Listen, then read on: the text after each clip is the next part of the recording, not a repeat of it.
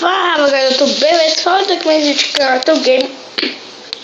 No vídeo de hoje eu tô tendo um joguinho aqui chamado Fist Soccer, então eu tô jogando aqui, né?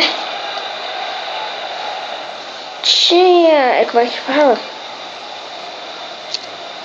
Eu vou começar, como é que eu posso falar? O segundo tempo, né? Já vai começar com o segundo tempo. Eu joguei o primeiro sem vídeo. Eu joguei normal, mas vamos aqui. Que interessa? Você vai fazer o cruzamento. E o bolado ligou. Nossa.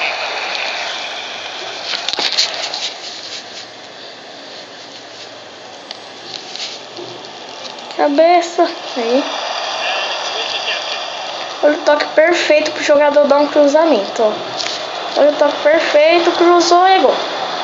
Pegou o rebote, vai. Defedaço, agora é. Não foi. Aqui, né?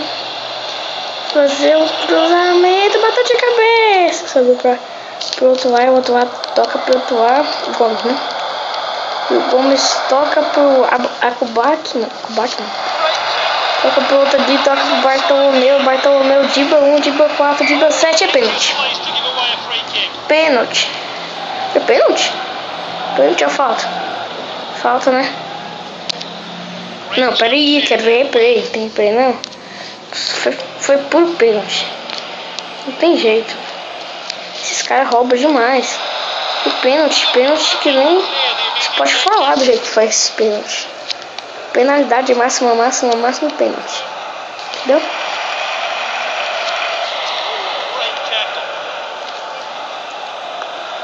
Eu vou dar.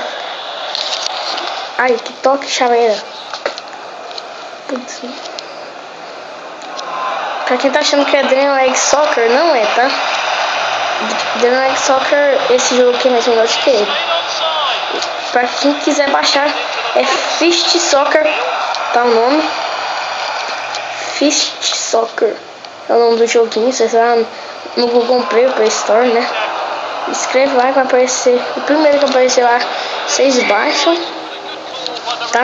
Vai demorar um pouquinho, às vezes pode dar até erro, mas o meu é só você deixar perto na internet que vai lá e baixa muito rápido.